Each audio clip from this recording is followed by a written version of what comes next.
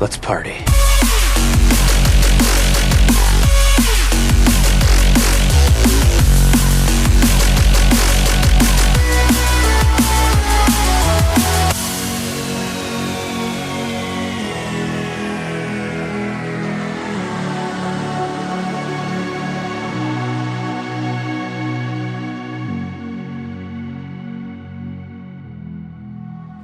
Hello and welcome to another episode of Party Loaded. It is, of course, the podcast where we talk about everything great in the world of video games. My name's Luke Retallick, joining us tonight for episode 225 on Wednesday, the 8th of July. We have the full crew, as per usual. We have Adrian Chia, we have Matt the Game Dad Diet, we have Christian Paulson Brown, and joining us tonight for the second time back on the show, we have returning guest Brandon Pearce from Mojang Studios now, we can say.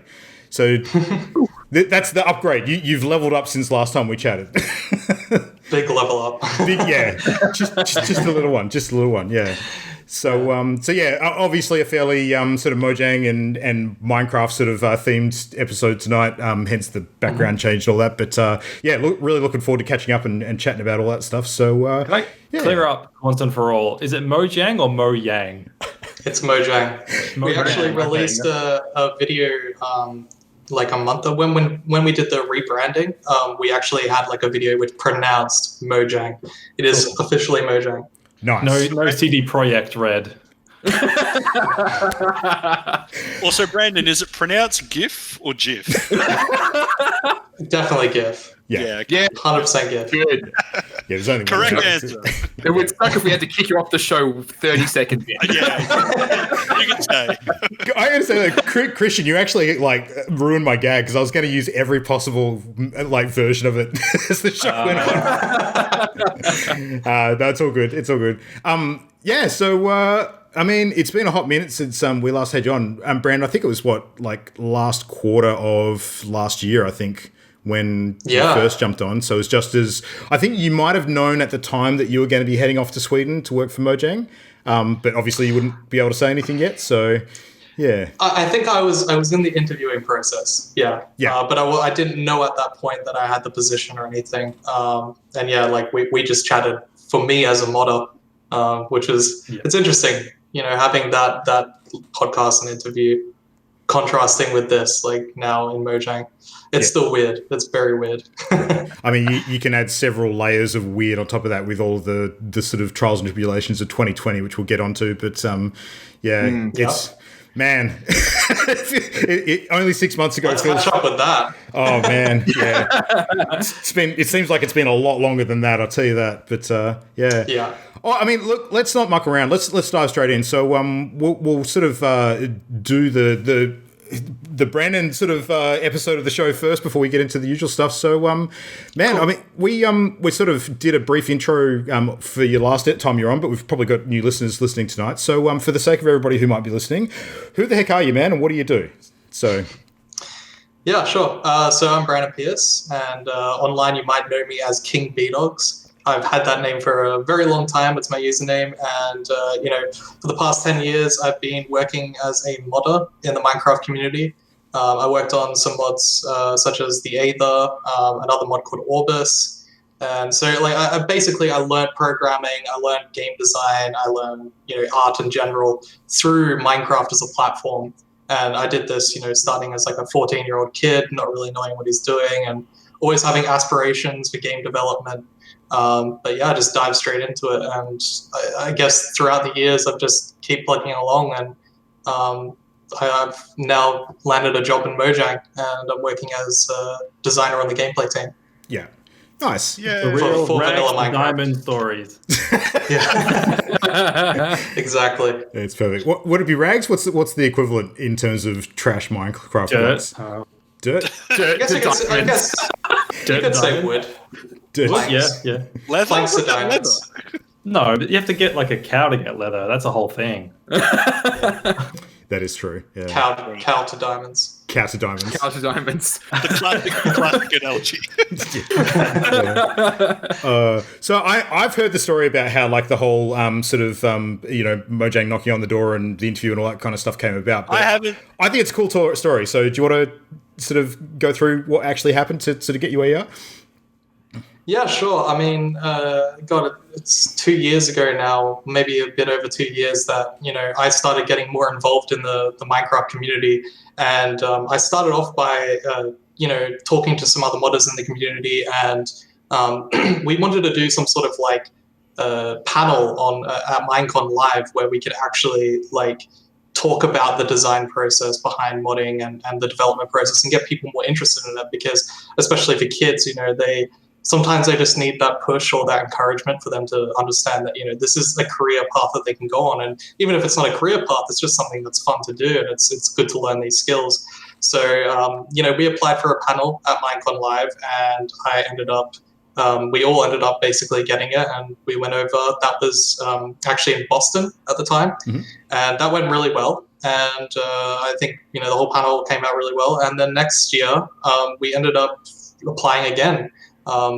We didn't really think that it would happen again, but because I think that there was not a whole lot of panels being applied for, and because they really enjoyed our work in the past year, we got in again. So at that time, when we got in and we were flying over and everything, I was actually applying for the position, and I was interviewing for the position. But these were all like online calls and everything, and like Google Hangouts and stuff. Yeah.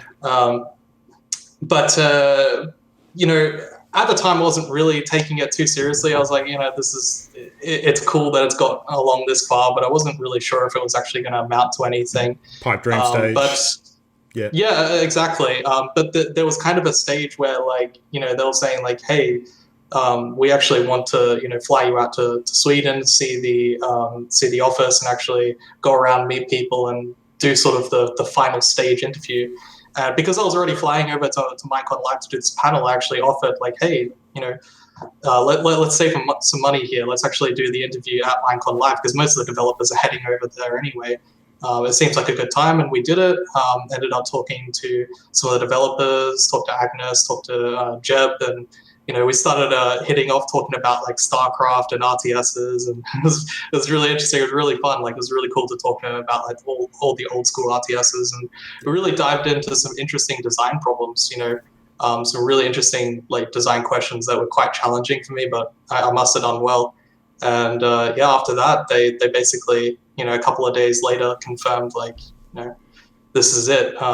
You're good to go. And then it took a few months, but finally flew over to Sweden, and now I'm here.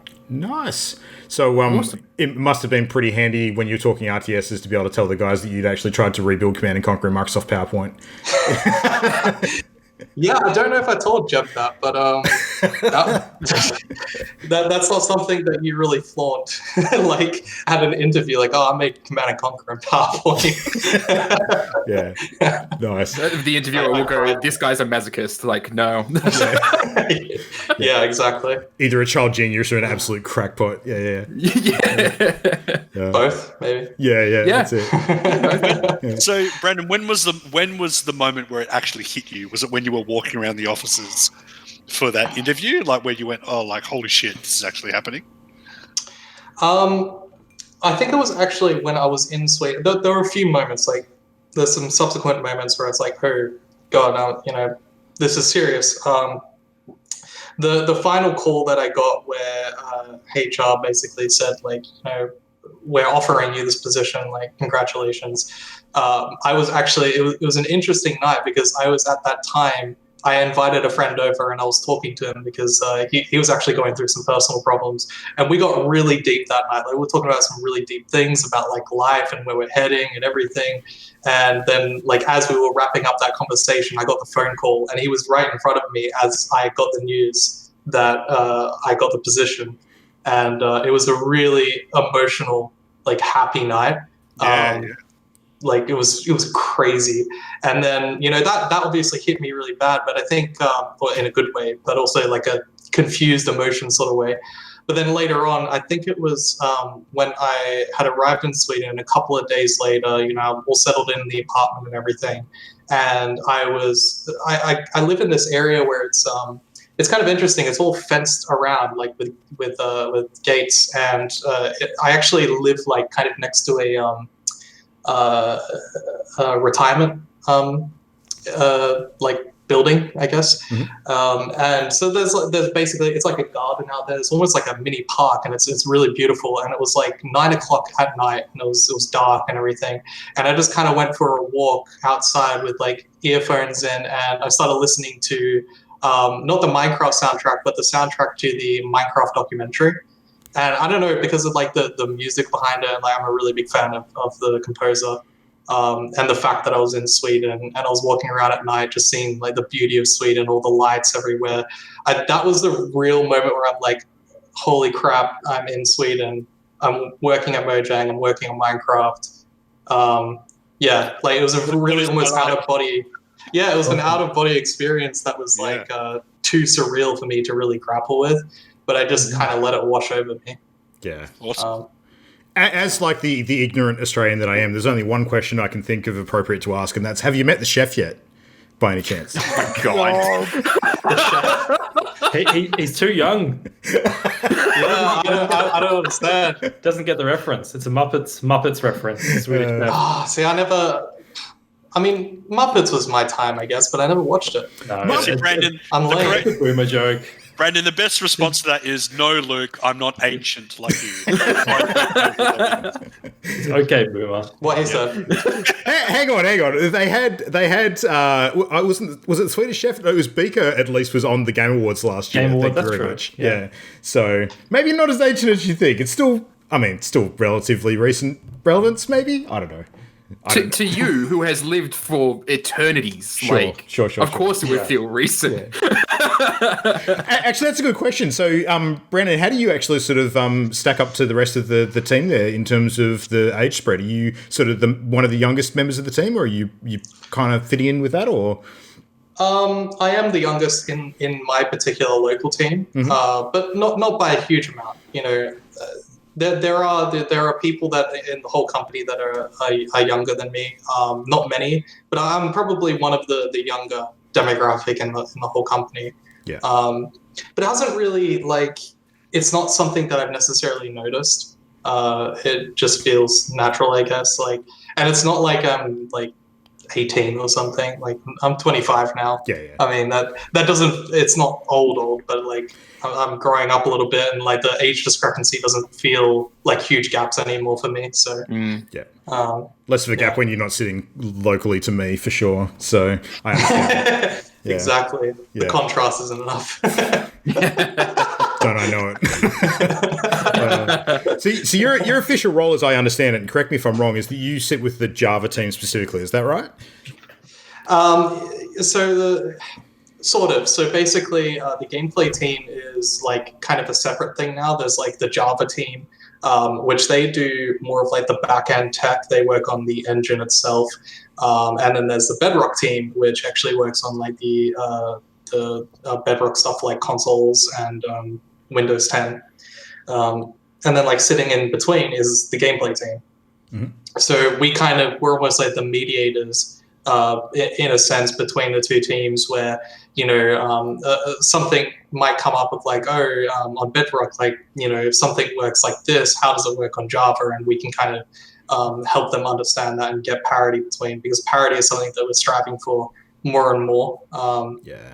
In the platform, we really want it to be one Minecraft that doesn't matter what device you're playing it on, it's the same game. And that's something that it is struggling with. Parrots? Isn't there already parity? Yes, it's spreading. Yes, there's actually, I wonder. I'm curious if there's parity issues between parrots. That'd be interesting. I gotta look into that. I have no idea. But. That was a double parrot pun, because that was a parrot parody. So parody. Yeah. There we go. Yeah. Okay. I'm just gonna leave, guys. I'm done. I can't deal with it. Nice. Yeah, I know that it's pretty well known that all Minecraft's different versions, you're essentially running it in two different code bases. I'm being game dev nerdy right now. The fact that it actually runs so similarly outside of, I think, Redstone. Redstone's slightly different, a different tick rate or something like that. Yeah. That's impressive. How do you manage internally to like keep these two builds so close to each other in terms of gameplay? It's really tough. I mean, the Bedrock code base in general was kind of, it's a port in a sense of the Java code base from many years ago. So even though at the time they were very close together, things have kind of diverged a little bit. And like it's a constant battle, and it is tough. Like I think in general, the idea of making a game in two code bases is not very it's not common, I would say. No. Not very common. But it's something that oddly works for us because, of course, we want to maintain the relationship that we have with the Java community, which is very passionate with their modding and the flexibility that the Java engine has over something like Bedrock. All I can say is it really is tough. Them being on completely different languages, them diverging in certain architectural decisions on the engine side, it becomes challenging. But I think we're finding ways now to really bring them together, and a lot of that can be for example, working in the same data formats. The engine basically just dictates a bunch of logic, and then the data is actually what creates the game, right? So if we can get closer and closer to that, where it's let's make sure that the data on both, or the gameplay data, I guess, is the same on both engines, then we get the same game basically. And I wouldn't say we're there yet. It's something that we continue to iterate on and continue to get better on, but we're striving towards it, and I think it's going to be really good for the future. I really hope that one day people play Bedrock and they're like, this feels exactly the same as Java, and that'll be awesome. The one thing that I, as a player, would absolutely love to see is when I hop on YouTube for a Redstone instruction video and I build the damn thing, spend hours on it, and it works in both versions of the game. That would be sick. Yeah, and Redstone is a big one. That is fundamentally different on Bedrock. We don't have I can't really talk about whether or not we're going to approach Redstone on Bedrock or anything, but I know in general, just on a general sense, we want parity for everything on the platforms eventually. It's just more of a question of when. And of course, Redstone is one of those big ones where I know that eventually the community would definitely want us to take a look at it. Hell yeah. Yeah. So I wanted to ask about obviously the big project that you've been working on over the last few months, which has just launched, which is the Nether update. So how much of your hands are actually on this update? What are the stuff that you've had the most agency with that you're kind of proud to sort of point to and sort of say, hey, that's a bit of my work in there. So... there's there are bigger features where I've had more of a steering lead on that particular feature. There's a lot of small things. One of the things that I love about our team is that, of course, we're very collaborative and we iterate together. So there are a lot of design decisions that very equally split up between everyone in the team. We'll have discussions about certain features or certain overarching design goals for parts of the update, and in that regard, there are a lot of small things that I had a say in.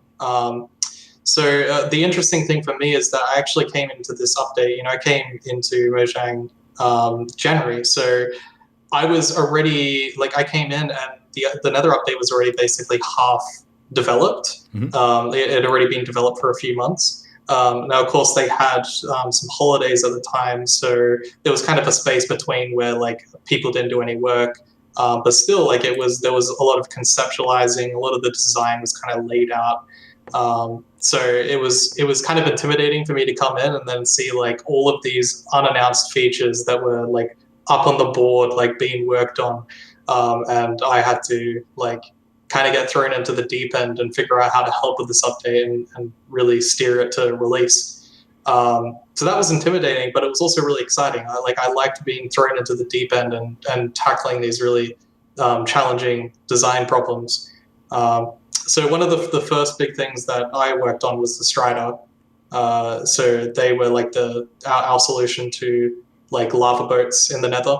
But we weren't really sure if we were going to make them originally, because a lot of the team, actually it wasn't just a team, it was like a lot of people around us thought that it was the ugliest thing they've ever seen, and they didn't want it anywhere near the game. But it's Like, so unique though. It's you don't see it anywhere else. It's like a total Minecraft thing. So exactly. I mean, there was, there were some good points. Like we had some people saying that it felt too much like a creature from a mod. Like the design was a bit too, like the actual model design was a bit too moddy. I don't know if I agree, because if you really look at it, it's literally a cube and then 2 other cubes for its legs.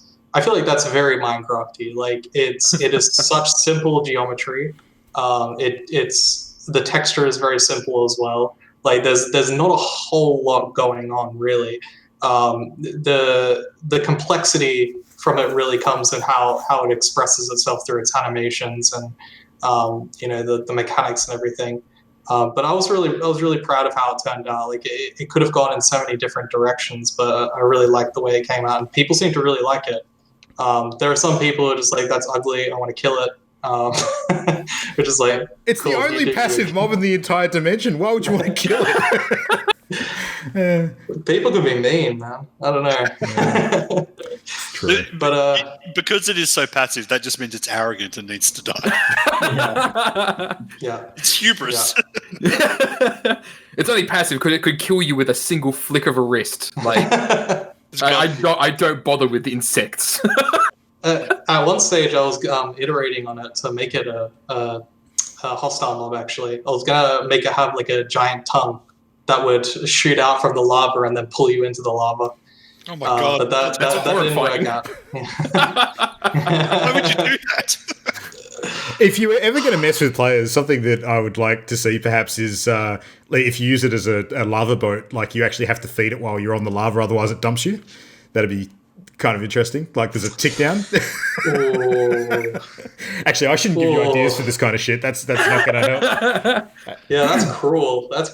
Yeah. But I like it. Hilarious. I am curious though. Like you mentioned that that attack and everything. Like how much stuff gets left on the cutting room floor? Like as you're iterating through and developing these expansions, like. I feel like in general going forward, we would like more to be on the cutting floor. I think the general consensus is that there's. Like, I think when it comes to the specifics for a feature, we tend to, like, that gets cut out a lot, that gets experimented with, thrown out, or put back in, or whatever.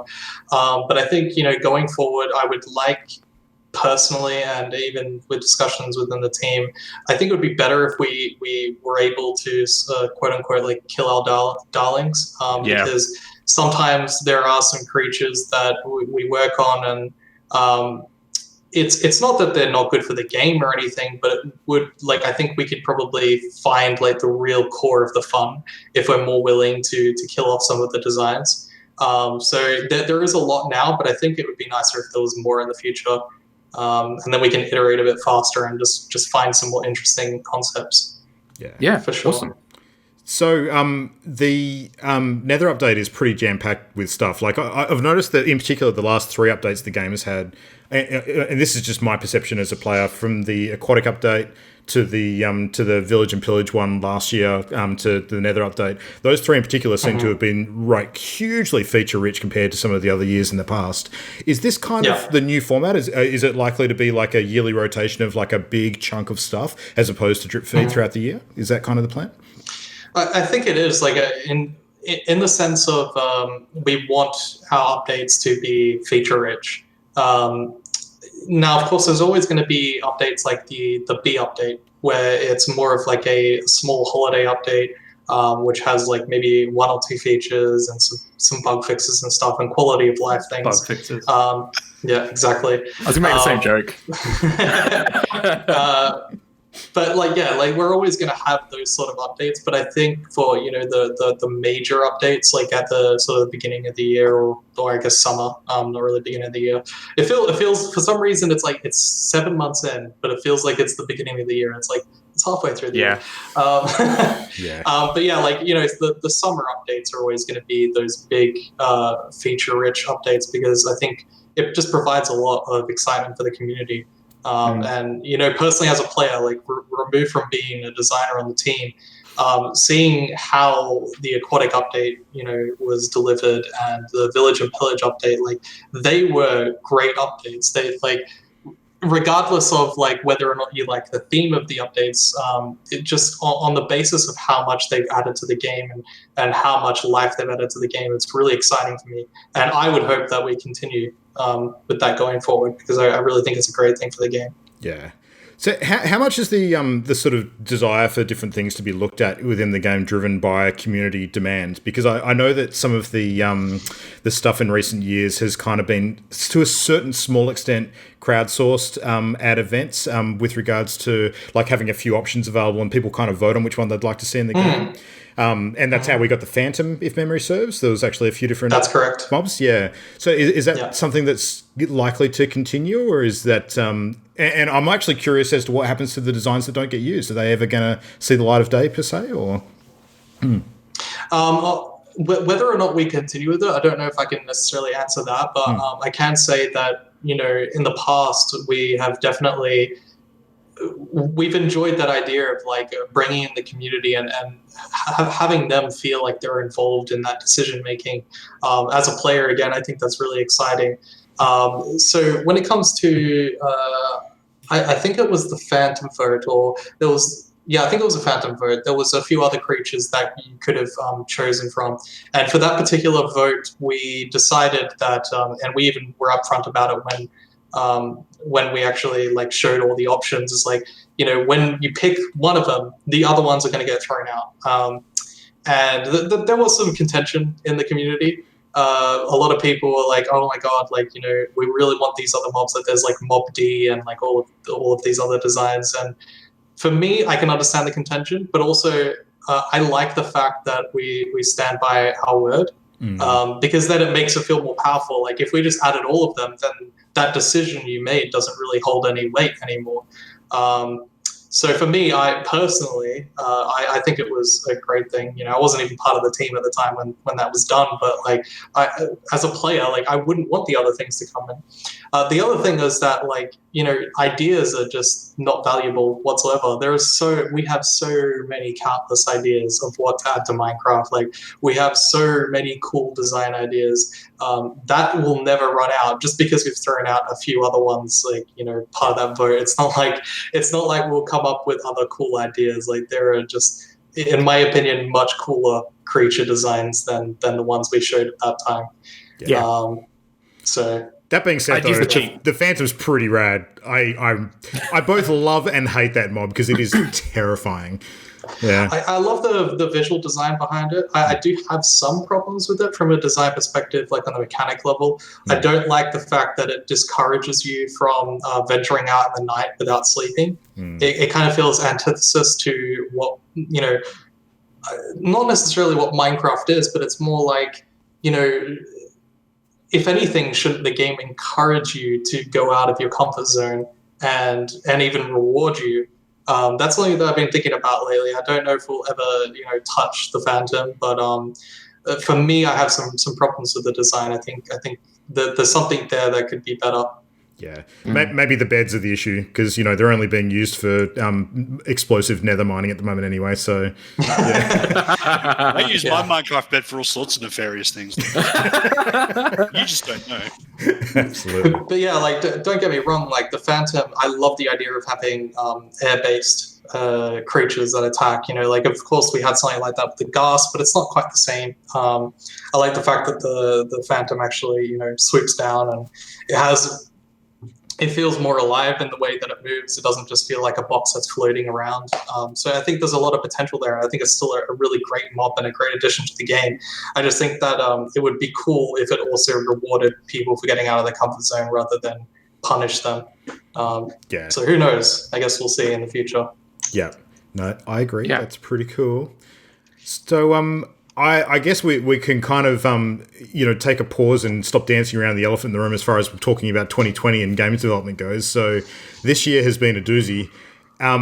and sort of adapting to life in a new studio, and then obviously we've got this global pandemic that hit and just changed the way that we all work, potentially forever.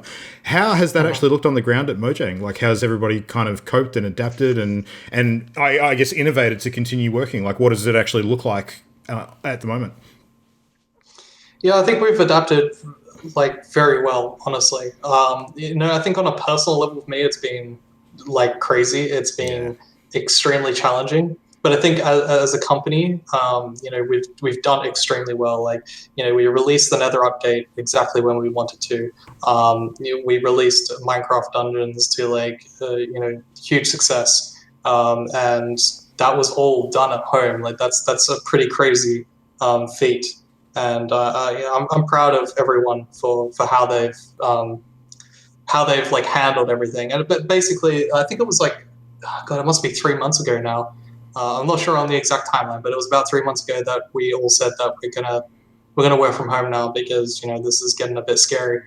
And we're still working from home. I don't think there's no end in sight right now, which is unfortunate, but I think it's the safest thing to do. And especially with Sweden, I personally have disagreed a little bit with the way Sweden has been handling things and approaching the whole pandemic.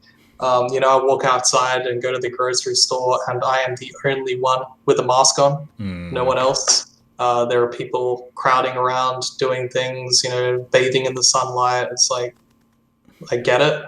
I want to go out and do all those things, but I really fundamentally disagree with it, and it's getting people into danger. So I don't know. It's just been very interesting. I think at the very least, Mojang has done a great job of actually taking it seriously. But I think on an individual basis, Sweden hasn't really done the best that it can, and that's unfortunate for me personally. I find it really interesting because I was going to say, like, I thought you would have handled it quite well, having to work from home because modding, right? Like, before you were working at Mojang, like, you would have been working by yourself pretty much anyway, right? Yeah, exactly. For me, it's been no different. I think that's kind of the thing that sucks. It's like, I enjoyed the office. Actually, really liked it. I like going in and interacting with people. Like, we had a very interactive way of designing. Like, we would get up on whiteboards and start scribbling ideas, or like we would get post-it notes, or even like get board games and kind of like plan out some AI, and like it was really cool, like the way we all work together as a team. And I miss that aspect. But I think also at the same time, like you said, I've been prepared for this, and I think a lot of us have as well. Like one of the other members of the team also was a modder previously, and so he's used to it. And the wonders of Git and source control make it just absolutely seamless. It really isn't that much different. The difference really is the communication. Like now more than ever, we really need to communicate with each other effectively to make sure that we get things done. Hey everybody, Luke here. So it was at that exact moment that you just heard where, unfortunately, due to a huge internet outage affecting our portion of Australia, basically our live show got stopped dead in its tracks and we went offline. So despite our best attempts that evening to get back on and actually continue the interview with Brandon, we just couldn't do it. The technology outside of our control basically put the kibosh on that for the evening. So as it was, we were wrapping up the interview segment with Brandon. Content-wise, we didn't actually miss much at all. So we pretty much wrapped up what we were planning on chatting about. So the timing could have been a lot worse, could have been better too.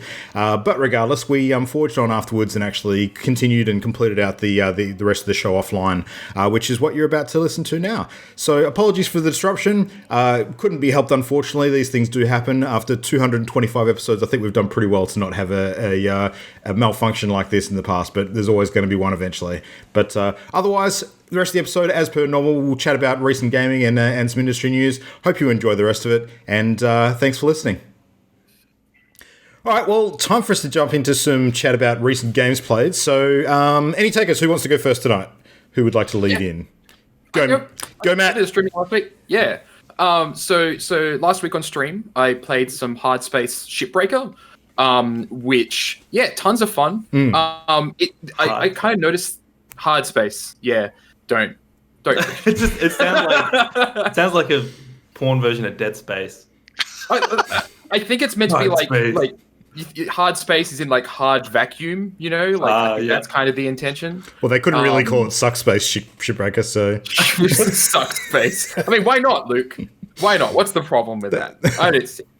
But yeah, it's sort of it weirdly similar to like House Flipper, or Barn Finders, but set in space. None of those words make any sense. I've heard of House Flipper. What is this, Barn Finders? I've never heard of that. Barn Finders is fucking hilarious, is what Barn Finders is. So Barn Finders is basically you play as this redneck that is running a business where you go out to abandoned barns and you salvage as much as you can and sell it in your store. Oh, so it's like that American reality show. American Pickers. What's the Storage Lockers one that they do? That's Storage Wars. Storage Wars. Literally, that's it. There is a point in the game where when you have enough money, you go and bid on storage lockers so that you can sell the content. So it is literally that. But yeah, like it has freaking aliens in it and everything, so it's a little bit more weird. But yeah, so hard space is actually kind of similar in the fact that you're kind of taking these old objects, you're trying to salvage as much of them as possible to make money. And yeah, like I quite enjoy it. It's still early access, but it doesn't really show like it's actually very, very polished as a game. It just also feels a little bit like maybe just a tiny bit of a shallow kind of experience right now. Because I know, Adrian, that like you played it, and I was kind of curious about like your opinions on it because we haven't really talked about that. I was immediately drawn to it because I'm still sort of reeling from my interaction with Subnautica, and Steam has also realised that and has been recommending me games that are similar. So Hardspace Shipbreaker has like the freedom of movement that Subnautica has, and the same sort of like isolation scavenging kind of feel. And I liked the idea. I was like, oh, that sounds cool. Like being like in zero gravity and, you know, that zoomy kind of freedom of movement is what I was looking forward to.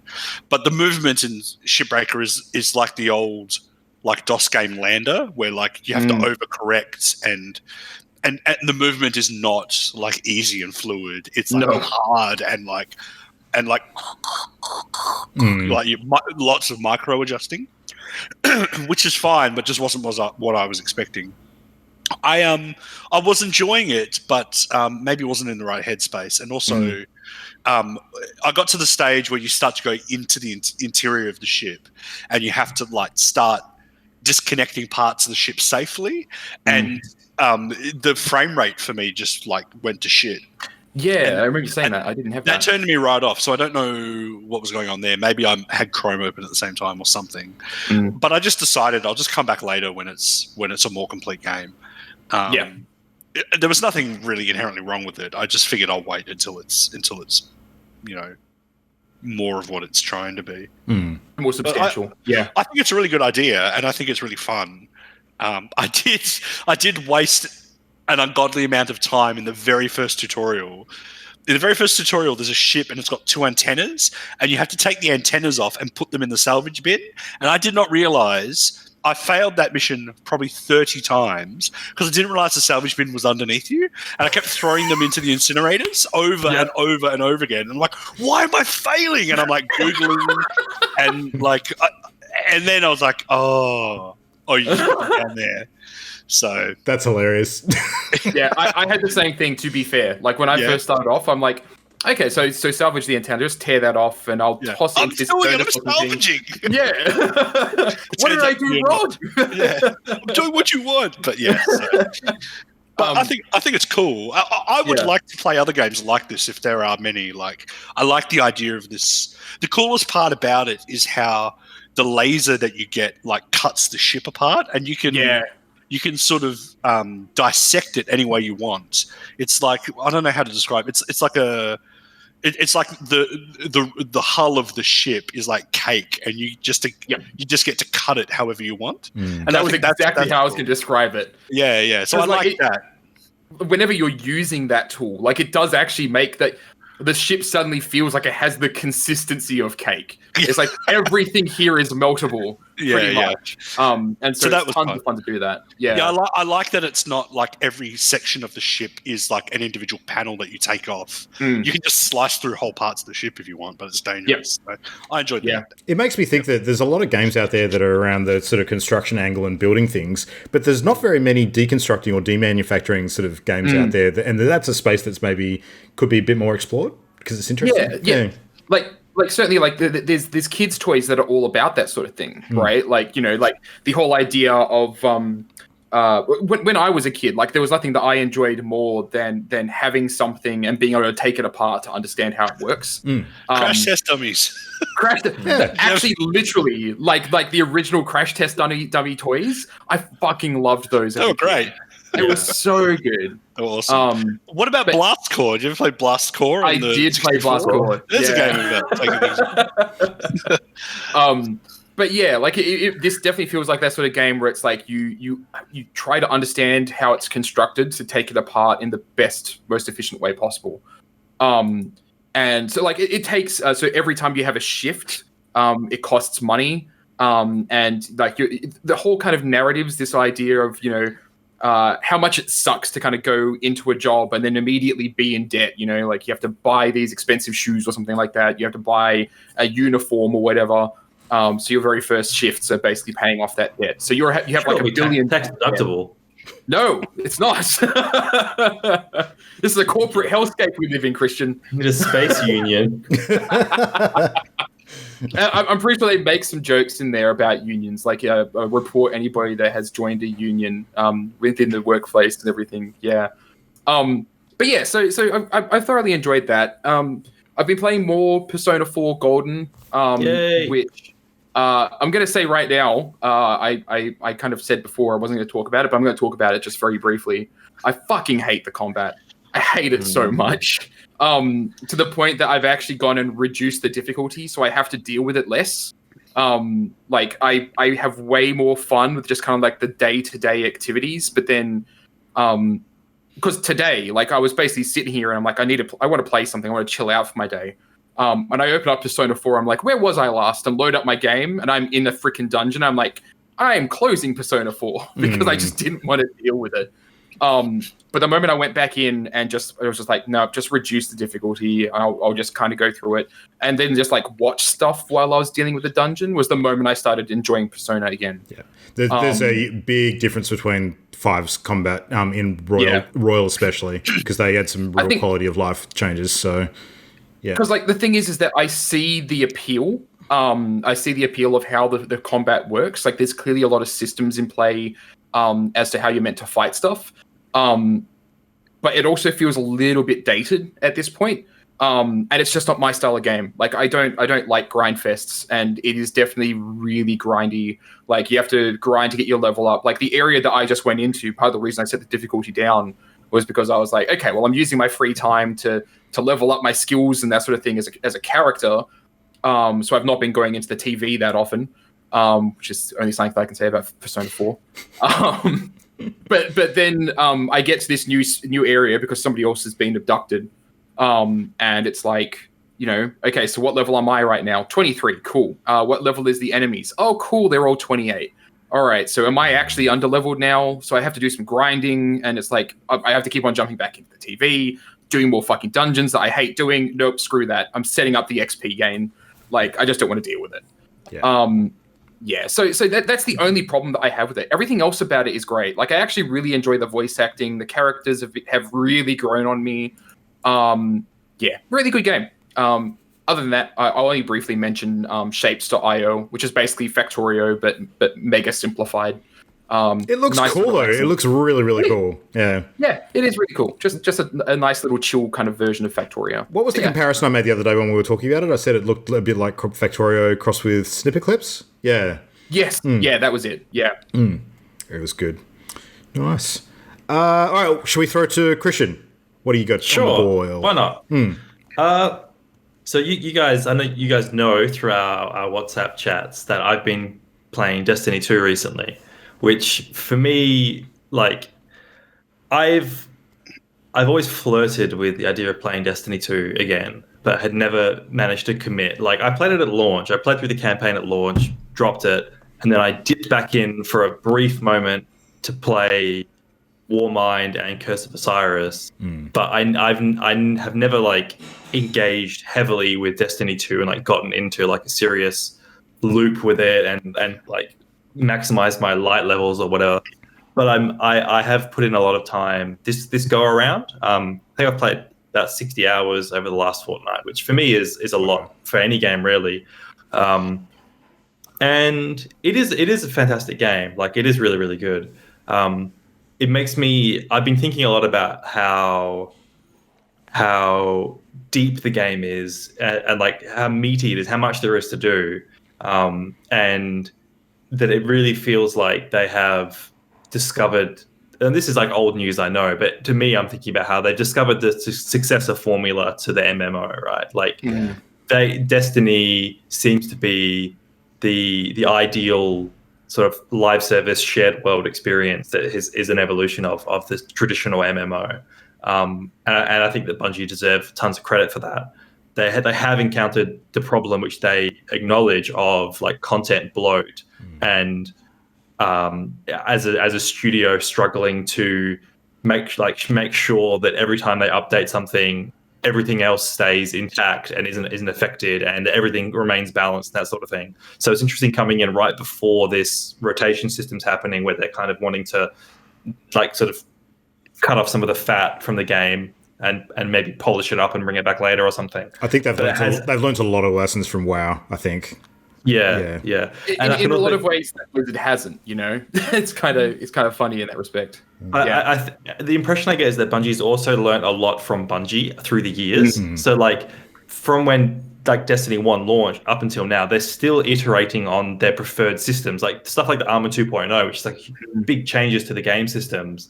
They're still learning how to do things, but that creates issues where stuff is kind of getting updated out of sync with one another. So some areas or activities feel old. They don't feel like they're as refined as some of the newer stuff, which makes total sense. And I'm fully aware coming into Destiny 2, however many years after launch, like 4 years after launch, and looking at it with basically fresh eyes because I remember nothing, and understanding that like most people have been with this experience from the start, so it's not as like confusing and crazy to them, like if you've gone along with the flow. But to me, trying to pick it up now, there is so much about it which is just bewildering. Like, there's so many different systems and materials, and things are organized all over the place. It's like quests and bounties and exotics, and then and you got like shit tons of tokens and materials and all like different activities, and like it's good that there's so much depth to it, but I feel like it's organized a bit scattershot, I feel like there could be clearer documentation in the game for how to do certain things. Like, we were talking a little bit about it amongst ourselves in chat, but I think like I found a really good example today that I linked, which was there's an activity that I wanted to do which shows up on like the map, and it's on the moon, and it's listed as like an activity, and it tells you the reward you get and what you need to do. But the name of the activity is listed as complete X mission. And so you go to that place on the map, there's a vendor there, and she has a whole bunch of bounties and a whole bunch of activities, but the name of that mission is not anywhere in there. And it turns out the activity you need to do is called something totally different.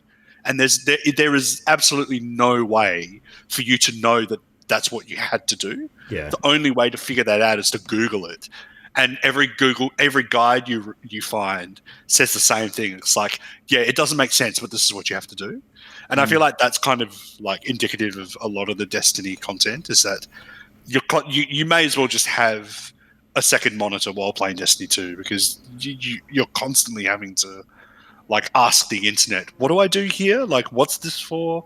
Where do I go? And it's not, and Luke mentioned that like there's a sense of like discovery that comes with kind of end game content, but I think, and that's true, there are systems in place that are like mysterious and interesting to discover, but there's like, I shouldn't have to do that for things like armor or like even today, I was looking at armor, and there's like every armor piece has 3 to 4 different slots for mods. You don't like how do the mods interact with the the power level of the armor. None of that information is given to you in game. There's no guide. There's no walkthrough. There's no way to work. There's no and it's not intuitive. Is the main problem. None of the systems are able to be worked out on your own.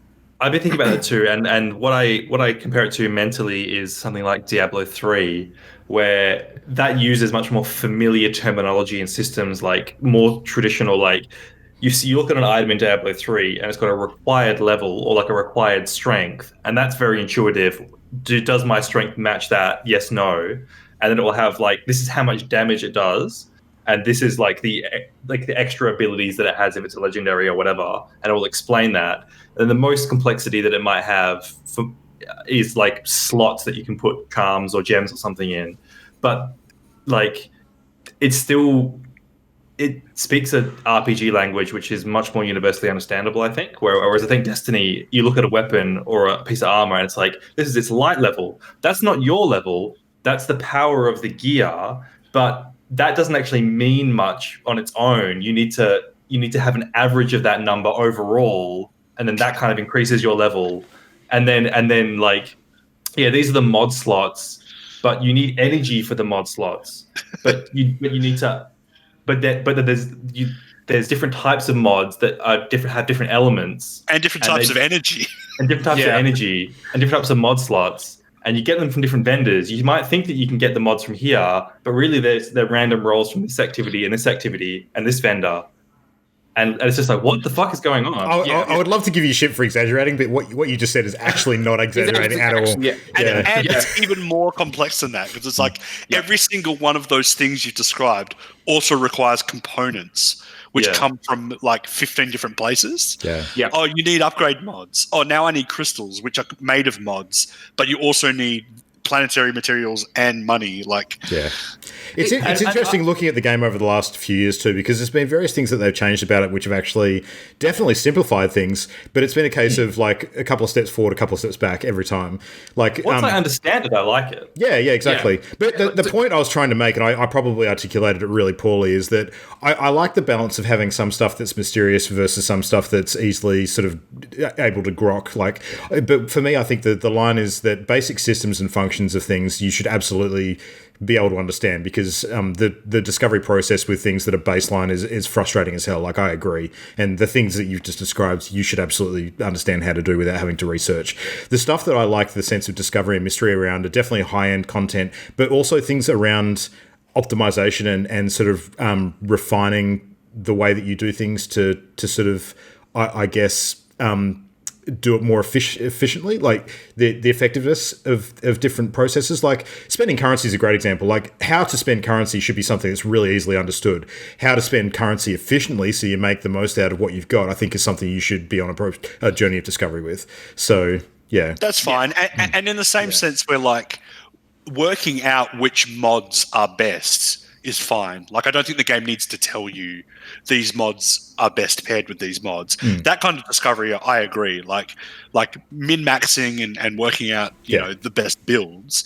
That's an RPG staple as much as anything else. So I agree with that as well. I think like part of the reason why it is the way it is like a lot of those systems only exist for a season. Like, they are introduced, it's an experiment, Bungie's trying out something.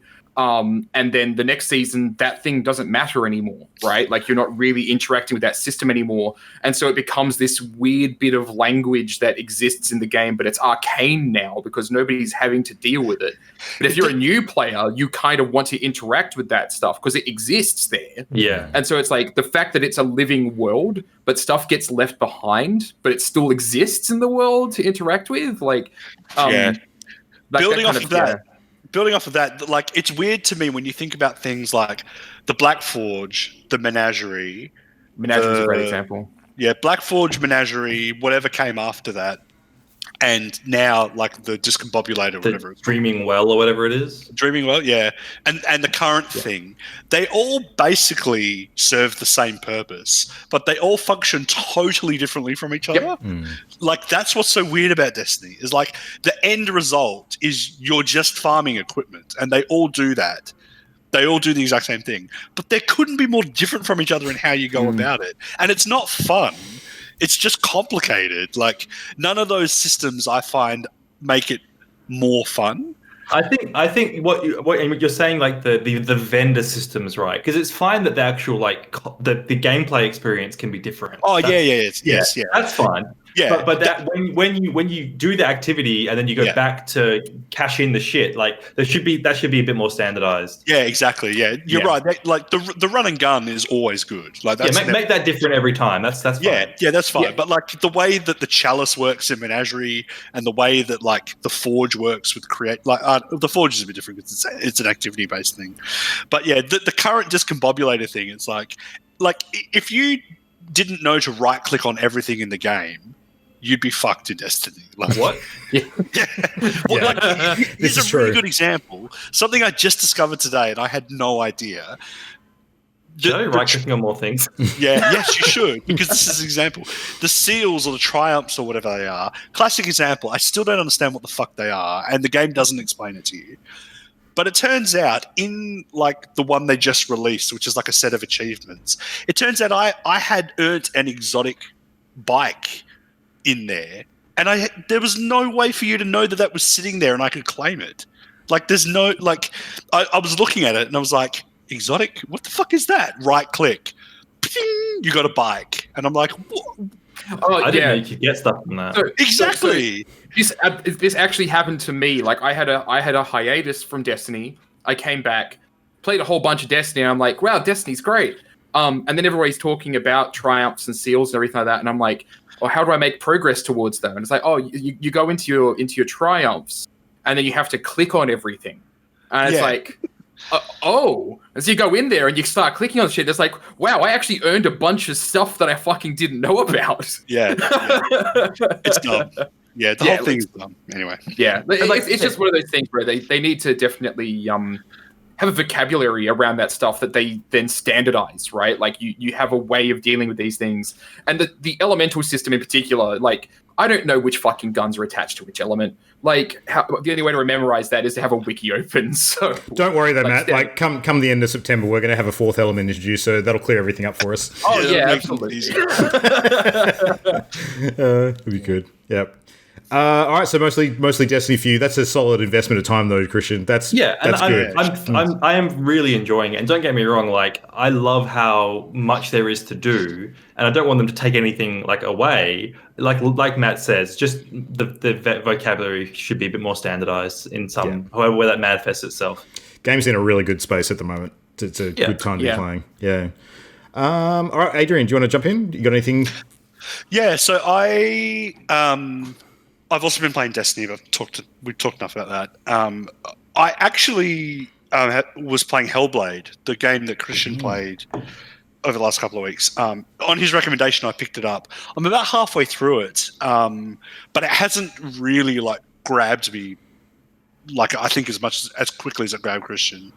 Again, because it is like stunning and atmospheric, but I'm having a hard time, like just getting into it, and I think it is because it's sort of, I don't like to use the word Viking because it's not necessarily Viking, but that is sort of difficult for me to gel with, I think. The story is very abstract, though. Like I know what you mean. The story itself is fine. Like the narrative is fine. It's more the setting hasn't grabbed me quite as much quickly as I think it grabbed Christian. But I appreciate the merits of the game. I think it is really really good in every other sense. The other thing I played like literally 10 minutes of was Outer Wilds. Oh yeah. It was funny because when you were talking about moving on to something from Subnautica, I was about to actually mention, have you looked at this? Because this might be something that could gel with you. Yeah. I'm really angry at Matt that he didn't immediately yell Outer Wilds at me, because as soon as I bought it, I was like, this is what I've been looking for. Yeah. But in saying that, I haven't played it much more beyond the first 10 minutes because I got distracted with Destiny. And the last thing I've been playing a lot of is Mortal Kombat. So still heaps of Mortal Kombat. Still disgusting, horrible people online yelling at me over their PlayStation microphones. But I did have a really good experience, which was I had a match with a guy and it was really close. He mercied me, so he like restarted the round. Did he teabag you? No. He mercied me. No mercy teabag? No. Then I beat him. Then he beat me again, and he friendshipped instead of fatalitying. And one thing Mortal Kombat does, which other fighting games don't do that I haven't seen, is you can after you've lost like a set of 2 out of 3, you can do a friendly rematch. It pops up on the screen. And so sometimes people will choose friendly rematch. And as far as I can tell, there's no reason to do a friendly rematch unless you are being friendly. Because if you're salty, you can't be bothered with that. So we both did a friendly rematch, and he continued to like mercy and friendship me.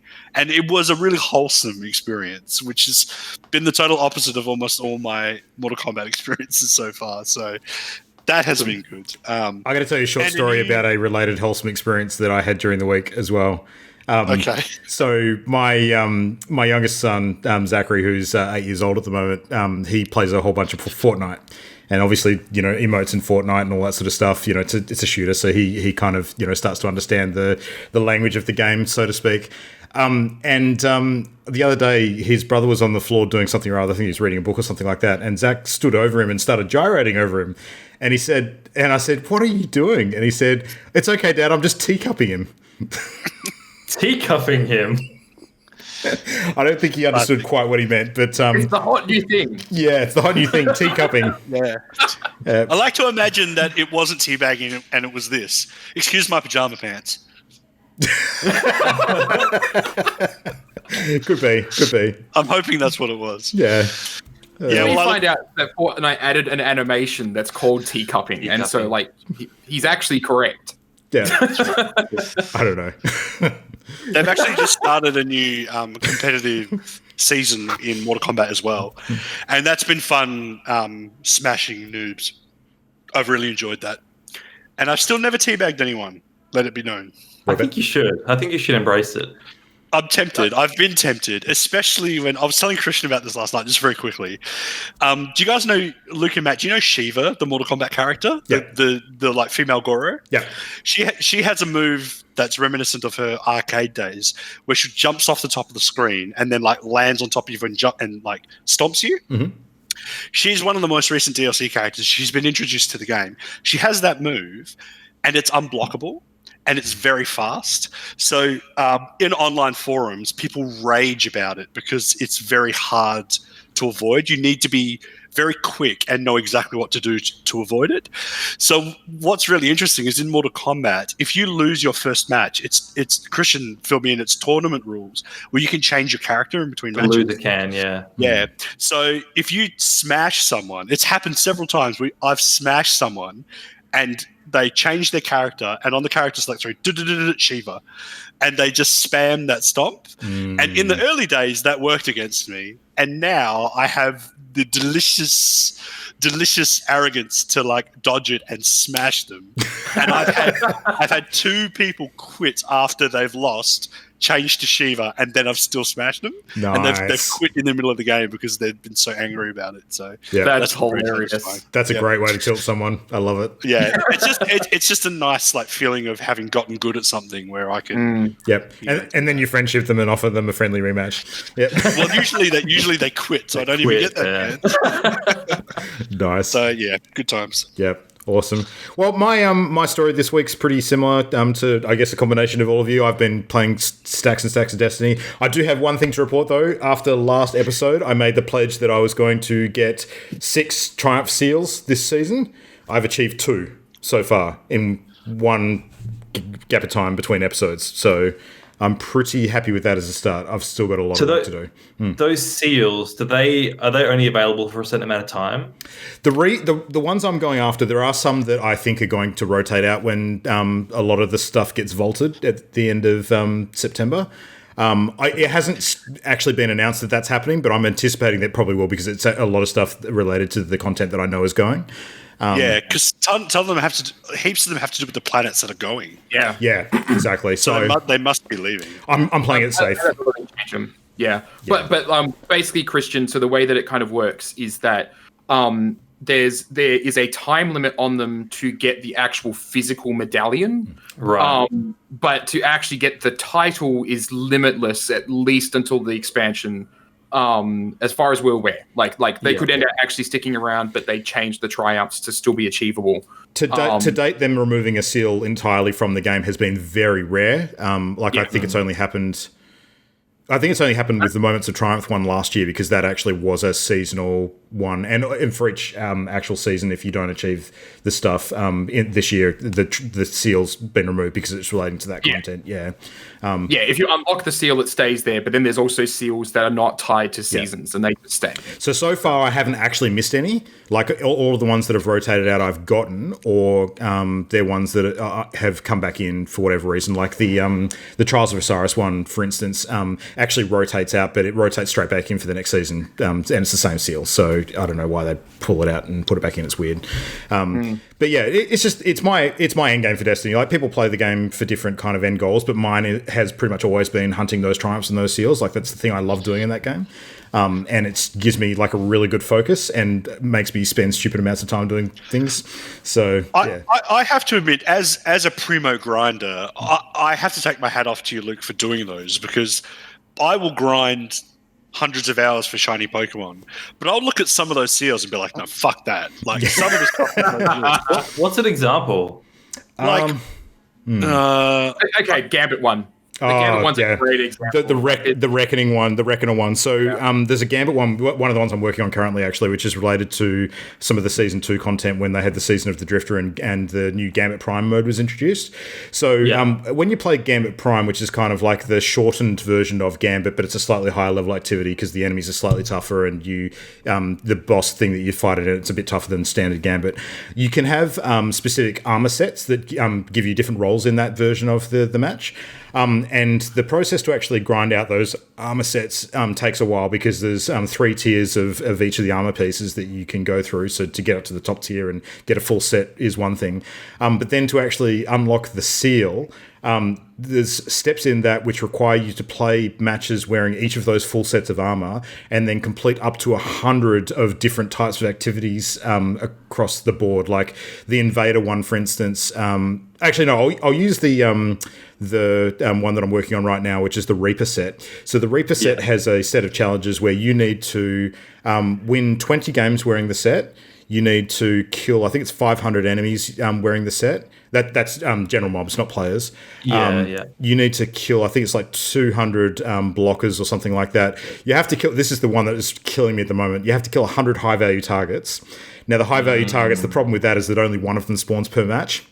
So that's instantly 100 games minimum, and that's assuming you don't miss the high-value target in any of those matches, which, good luck. And then you have to get, I think it's 10 or 12 massacre medals, which is for killing 12 enemies with no longer than a 3-second gap between each one. And that's tough as well. So with some of these, I'm finding that the go is to actually coordinate with a team who are performing the other roles so that you're not stepping on each other's toes.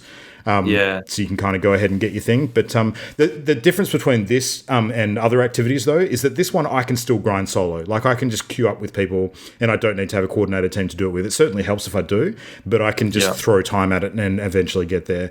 Some of the other ones that are like raid specific, for instance, like there's a couple that I'm trying to do this season which involve flawlessly finishing a raid, and that's literally running a raid from beginning to end with no team member dying at any point, and that is fucking hard. So those are the ones that are going to get me, I think. But so they're tough is the end story. Okay. But it feels good getting them. The ones that I like are the ones where it's like it's effort, but it's not a grind. So like the Chronicler title one, that one takes time and it takes effort because you have to run around maps and grab all of these lore items and everything like that. And some of them are massively fun. Like I did it most of it blind. So just like, having found them by playing the game and everything. And then there's the ones where it's like, you have to find the eggs in the Dreaming City and all the raid and everything like that. Yeah. That's tons of fun because it's like I'm not going in there and having to repeat stuff over and over again and beat my head against a wall. And it's like, oh, I missed out on that freaking block of this match. Fuck's sake. I find that a lot more fun. But yeah, like I agree with Adrian. Like, hats off to you that you're actually willing to put up with a lot of that grinding. I think that the Moments of Triumph one, which is the one that they do annually, it's like a seasonal event, is the best one for anyone who hasn't attempted a seal before. Because it's a really good mix of content and it's fun content to kind of get you to experience some of the best parts of the game. And the best part about the Moments of Triumph seal as well is that there's really good rewards incrementally at different levels of it. Like the shirts that Matt and I got last year, for instance, you only need to complete, I think it's 15 out of the 27 triumphs to actually get the shirt code. So that's when will that be? That one started as of this week. So yeah. All right. I've already got 8 of those. Like, and I didn't make an effort to earn them. I'd already earned them. Yeah. When I looked at it. So yeah, you'll probably have a ton of them already. How long does that last? You said it's a seasonal thing or something. So is that one go away? Yeah, I think Moments of Triumph goes until 22nd of September. Yeah. 22nd, yeah. So you got a little while for that one. September? Mm-hmm. Yeah. Right. Okay. Yeah. So check it out. Have a look at it. I think it's a really fun one to do, and there's some stuff in there that we can do together as well, which is good. So, yeah. I saw there's you can get a raid ring. You can do all the raids in a week or something. I checked the price of it though. I think it's actually going for like the actual item itself. I'll have to double check this, but I think it's over $100 US to order. Oh wow! So it's really cool, but I don't know if I'd want to spend that much on it. Yeah. The seals for me ultimately come down to the fact that like it's hypocritical because of the shiny Pokemon hunting, but I think about the amount of time going into the seals and what you actually get out of it, and I'm like, like I could take it or leave it. Like, yeah, it's a sense of achievement. That's what it is. Yeah, funny. It's like a platinum trophy on a PlayStation game. Physical medallion, like. That's cool. Like, I like that. Yeah. If I got a physical shiny Pokemon, that's what they should give you when you get. But I would not. I sure as hell am not going to do what Luke's doing, which is grinding it, and in a lot of cases, just getting the title. Like, it's like, cool, I unlocked that title that I'm never going to wear. Yeah, exactly. Yeah, I guess that's what I mean. Like, the titles. Who gives a fuck about titles? I'm 100% a maniac, and this is exactly my shiny hunting. It's the same. Why would you never wear the title? So it basically comes down to like I like my Chronicler title, and if a title comes out, I already got one, and so if another title comes out where I'm like, hell yeah, I'm gonna sure as hell wear that title, then yes, I will grind it out. I think the title's the names of the seals. I think we've shown this on the show before. But and it's like underneath player names, you'll see like I see a lot of people with like Dredgen underneath or something. Yeah, but I mean, is the title the name of the seal? No, some of them have different. Some of them have different like actual names attached. Right, so I can't have the title Moments of Triumph 2020. No, that one actually had like it's MMXX is the title. MMXIX, yeah, or something like that. Last year was MMXIX. This year is MMXX. Yep. Which of the seals will give me the title Crab Lord? Crab Lord. Which one gives me BMX XXX? Changing your Steam name will do that for you. Yeah. Yeah. The people got some pretty inventive names in that game at the moment. It's hilarious since the Steam thing went live. Yeah. So aside from that, I have been playing a bunch of Persona 4 as well. I'm enjoying the hell out of the game. I agree with Matt's comments. I think that I enjoyed the combat a bit more, but I can see the big differences between it and 5 in terms of what I've enjoyed with that and wish was in 4. The characters have been an interesting ride because there's one of them in particular that I had a very negative reaction to early on that's kind of grown on me since. But the big difference between that and Persona 5 for me is that every single character in Persona 5 I was attached to instantly because they were really fucking cool from the get-go. So, but it's interesting. But yeah, it's still a sensational game. I think I'm about halfway through, so maybe a little halfway through. So looking forward to it. Because I think that part of that is that 4 deals with people's character flaws in the story a lot more, big time. weaknesses of their personality. Whereas 5 is more about how people relate to society, and this is how people relate to themselves. Yeah, that's true. And I do like the very particular themes in each one, and how they're gradually pursued as you go along. It's not immediately obvious what that is, but the further in you get, the more it starts to click, and you're just like, yeah, that's a cool ride that I want to be along for. So yeah. I love it in Persona 4. Like I love the fact that it's like, we're not gonna use visual metaphor here. Like we're just gonna fucking tell you, right? Like it's just there in your face. Like You know, like I love that. I love the delivery of it. It's so good. Yeah, I also will say that while I don't think P4 is going to dethrone P5 now as my favorite games soundtrack of all time, with Doom a close second, I think it's really getting up there because Persona 4 soundtrack is it grows on you a lot. It's very cool. Yeah. It's good. All right, well, let's kick into a very, very short news segment for tonight before we wrap up the show. So, Matt, we got some Xbox stuff hot off the press. What's going on? Yeah, so the Xbox Summer Games Festival, which is basically like it's happening on the 23rd of July in the United States, which is the 24th for us. But basically what's happening is that it's the same day that E3 was supposed to run, so Microsoft's kind of stuck to their guns as to when they're actually doing this thing. And it's when they're going to be talking about all their game releases and everything. They're going to be talking about the Xbox Series X. Like I was about to say Xbox One X. It's like, no, hang on, it's the Xbox Series X. What about the Xbox BMX XX? Yeah, BMX, exactly. And so the event's going to be them showing off new games and such. So the one that I'm massively looking forward to, like I've been sticking into a whole bunch of YouTube videos about it recently, is Halo Infinite. I like looking forward to seeing what they do with that. But yeah, so basically it's more of a notice to everybody listening or watching. Xbox event, it'll be 12 a.m. Perth time on the 24th of July. So in the United States, it's 9 a.m. Pacific. So if you want to make a conversion, there's 2 different times for you to use. But basically, yeah, midnight on July 24th. Yep. They're giving away a free copy of Watch Dogs 2 to people who watch on the Ubisoft service as well. So that's pretty cool. What's the deal with Halo Infinite, Matt? Is it like a big departure from the rest of the mainline series? Is that what it's shaping up to be? Yeah, I've heard no clue. No clue. Is it open? Did they say it's open world or anything?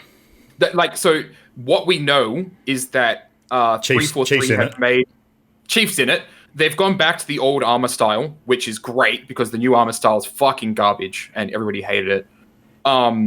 But in terms of narrative, in terms of what's going on, it seems to be indicated that the story's actually following on from Halo Wars, the most recent Halo Wars, so Halo Wars 2. And it'll kind of deal with you dealing with the Banished, which is basically this kind of faction that's risen up from the remnants of the Covenant. Halo Wars, for anyone who's not aware, is the RTS sort of Halo game. It's the RTS yeah. So it's a direct sequel to Halo 5, but it's using elements from Halo Wars 2. But in terms of gameplay, the rumor is that it's open world, but nothing about that has been confirmed. That's all just rumor. They've made their own game engine for it, which they've called the Slipspace engine. Cool name. I like that. And yeah, it's a freaking great name. It looks gorgeous. It's going to be used to show off the capabilities of the Xbox Series X. If it is open world, it will be mega interesting because a lot of the Halo maps kind of play open world-ish anyway. So I think that'll actually be pretty cool if they do it. But that's all just rumor. Like the best way to find out how it's actually going to play, hopefully they have a gameplay trailer and not just here's another cinematic trailer, because I think they've done enough of those. Gameplay trailer. Actual gameplay. Like, look, here's Master Chief running around and shooting stuff in first person. You can see gameplay happening. That's what I want. I want them to at least answer some questions about what the gameplay is. Yeah. But yeah, watch the event on the 24th of July, and hopefully we find out what's going on there. We're in a super interesting space at the moment after Sony's last presentation for PS5. Like, it really feels like it's kind of, balls in Xbox's court at the moment to sort of step up and show that they're going to have some good stuff to deliver with, because there's a lot of buzz about PS5 that I'm not seeing on next-gen Xbox. So, yeah. They've got a whole lot of those studios that they've recently acquired that haven't made any announcements yet. So hopefully they actually have some big shit that they can talk about, releasing later this year along with the Xbox Series X. Yeah. So seeing some gameplay of Hellblade 2 would be very cool. We'd look forward to that. Yeah. Well, the other news story that I just wanted to touch on briefly, because it's an interesting topic to discuss, if nothing else, is it was announced that Bethesda is actually going to be working with the Amazon Prime TV series service to actually put together a Fallout TV series. And Lisa Joy and Jonathan Nolan, who are best known for their credits on Westworld, have been attached to the project as well. And there's a bit of detail that's been shared on Bethesda's official site as a blog, sort of saying that the show is going to be exclusive to Amazon Prime. It's currently being developed. There's a very, very small teaser, but not much more than that to indicate what the show is going to be about. I don't think there's going to be any known name characters or anything like that. It's going to be mostly sort of, Fallout setting, which opens the door tremendously to what that could actually comprise of. But I just wanted to get you guys' thoughts on it, like particularly because Adrian, I know you're an early Westworld fan, like the first series specifically, and obviously these guys have had their creative hands all over that. Would you trust them to do something in a Fallout setting, notwithstanding the quality of recent games? Because we know that we hate Fallout 76, but yeah, it's an interesting setting at least. I think if they lean into the black comedy of Fallout, then it will be good. Yeah. If it's goofy comedy, I could still forgive it. Like Vault Boy style humor? Yeah, like the Warner Brothers style like tutorial animations that are in the game. Mm-hmm. I'm not saying it has to be animated, but if they go with that kind of humor, then I think the show would be better served. The old-timey schlockiness sort of stuff. Yeah, especially because the Westworld showrunners are like notorious for being like self-indulgent with their plot lines and like being what's the word? Not snooty, pretentious. Like they're known for like season 2 of Westworld is known for being overly pretentious, and I don't think Fallout is gonna you can't do that with Fallout, I imagine. But I think there's good I think it is a good like premise for a TV show. In the same way that anything could be a good premise for a TV show. I mean, Walking Dead, the premise is just zombies. There is no premise for Walking Dead. And, the first couple of seasons of Walking Dead were good. So, there seems to be more of a premise for Fallout than a lot of TV shows that get made. So I'm sure it could be good.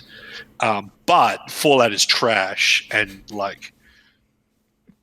I would rather inject heroin into my eyeballs than watch it. So that actually probably would feel pretty good compared to... Would feel pretty good, yeah.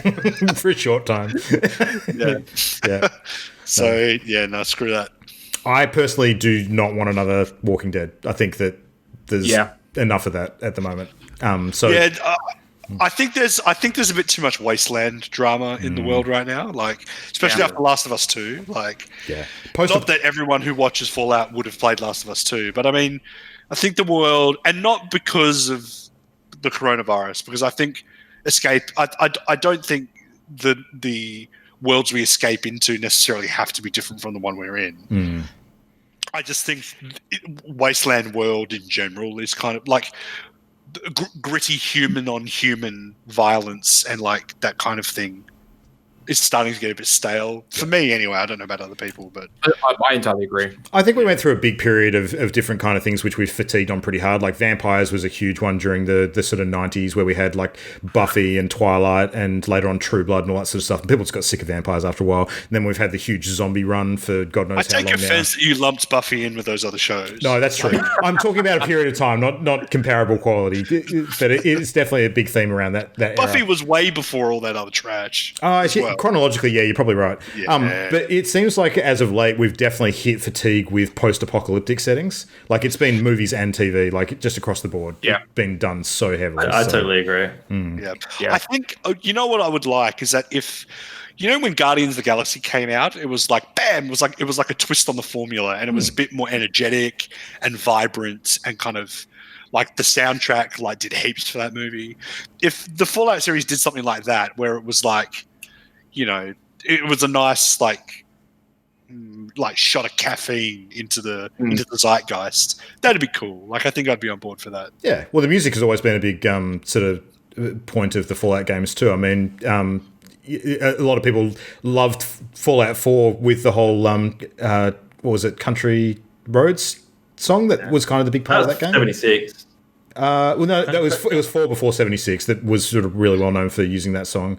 Because I remember. Okay, because it's set in West Virginia. Yeah. Oh, what was the one for Fallout 4 then? There was another song for Fallout 4 which was really kind of Wanderer. Like, was it? That was the because wasn't it the Wanderer one? Because I'm a wanderer. Oh yeah, no, you're right. Around. Yeah. No, you're right. Yeah. Yeah.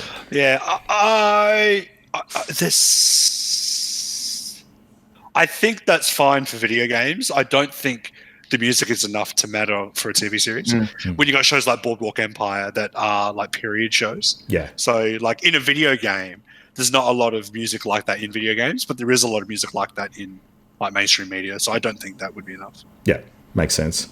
Yeah. Cool. Yeah, I think that it's really just a situation of like, what's the story going to be about? If it is just another wasteland thing, yeah, it's going to fucking blow chunks. Like it's a matter of what they do with the story. I think there's potential there with the current environment we're in with COVID to have some really funny humor, kind of around like, you know, yeah. So everybody went into vaults and then people refused to stay in there for 2 weeks and walked out into a radiated wasteland and died. Like that'd be really fucking funny. Like to kind of take that kind of black humor. I like the idea of it being a comedy, like more of a comedy kind of structure. I kind of agree with Adrian on that. Like that'd be a fun twist on the whole wasteland thing. Like for fuck's sake, like, you know, hey, yeah, it's a wasteland, but we're out here to rebuild. It's a wasteland. We're here to make things better. As long as they can make it a comedy without being juvenile, like Borderlands style. I was just thinking that exactly. I was like, don't turn it into Borderlands. Absolutely not. What's that movie where it's like set in like 50s suburbia, but they get sucked back in time, or they get sucked into a TV.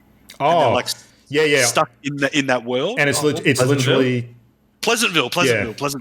If it's like Pleasantville, that'd be cool. Like where the vault, like if it's set in a vault, and it's like weird, like dystopia. Is it still a dystopia from the past? Yeah. If it's like weird, like saccharine dystopia, I think that'd be cool. Like if there was a bit of that in there. Yeah, Pleasantville. Yeah. I think that'd be if they had like Vault Boy advertisements, you know, like, and it kind of like contrasted with the fucked up shit happening in the show, that could be a lot of fun. Nuka-Cola and everything. Yeah. Cool. Yeah. Kind of lead into the whole like, hey, capitalism fucked everything up, but isn't this funny? You know, like, keep buying products. that escapism, yo. Yeah. As much as I don't like Fallout 76, and I don't like Fallout much in general, it's mostly because it's a bit of Game of Thrones for me, where like everyone raves about Fallout, so I rebel against it a little. But I do like the idea, like the fundamental ideas of Fallout, and like that kind of what's it called? It's got a name like steampunk, radpunk. Adam Punk. Adam Punk. Yeah. Sort of, yeah. I like Adam Punk as the theme, and I think a TV show based around Adam Punk would be a good idea. Cool. But I mean, all the speculation is good, but you know, a show is successful if it's good anyway. So who knows? Like it could be terrible, or it could be. It all just depends on who creates it and what kind of job they do, I guess. Yeah, odds are pretty good it'll be terrible. Yeah, well, yeah. We'll I mean, see. Westworld's still good. Like if it's handled by the Westworld people, who knows? And it could evolve as time goes on as well. So yeah. My concern with the Westworld people is that we'll end out with a Fallout series that's very serious. Like they'll be like, hey, you know, the Witcher's popular, so let's do something that's basically The Witcher, but in Fallout universe. And that also misses the point of how Fallout. Yeah, but you're right. That'd be totally missing the point. The Witcher definitely has its fair share of black humor, though. Like I think it's kind of. But it's mostly slow motion combat scenes. True. Yeah. That's right. And I don't want that, right? And what is one of the things that Fallout is popular for? Yeah, bullet time. Like. Yeah. You make a good point. Yeah. Fair enough. All right. Well, anyway, news aside, that's a show, gentlemen. So thank you very much again for chatting about games for another fortnight. Thank you very much to Brandon, who we're sorry couldn't be here for the end of the show, but we got a good chat in with him regardless. Anyone who wants to catch up on what he's working on and sort of drop him a line, you can see him on Twitter at KingBDogs with a Z, and I'll put a link in the show notes as well. And no doubt we'll try and get him back on again in future at some point. Chat about all things Minecraft again down the track, which is a game that continues growing and evolving, and it's not going to stop ever, I don't think. We'll be talking about Minecraft in another 10 years. I do kind of want to play Minecraft now. I do want to see what the Nether looks like. I'm curious. Well, would you be up for a stream during the week, perhaps? We could organise something. Or a Destiny stream. That or a Destiny stream. Yep, we've got a couple of good contenders at the Has there ever moment. been a time where all four of us are actually playing Destiny? Not yet. No, not for a while. Yep. Anyway, we'll talk about that off air. But thanks everybody for listening. I hope you've enjoyed the show. Catch us at all the usual locations. So hit us on Twitter at Party Loaded Show. On Facebook, just look for Party Loaded. And of course, we'll be back here recording the show again and streaming next week. First streaming, then show at twitch.tv/Party Loaded. You can find all our episodes there and the archive on YouTube, etc., etc. That's it, gentlemen. I almost forgot. Mitch, fight me. Fight me. Son of a bitch, I'm going to take you down. I was playing Destiny with Mitch last night. I should have passed it on to him then. Mitch. Oh, yeah. Mitch knows. Mitch definitely knows. Yeah, he knows. All right. Thanks, everybody. Good night. We'll see you next time. Bye-bye. Night, gang. The Party Loaded podcast is a Channel Endgame production. For this and more great gaming content, bookmark channelendgame.com.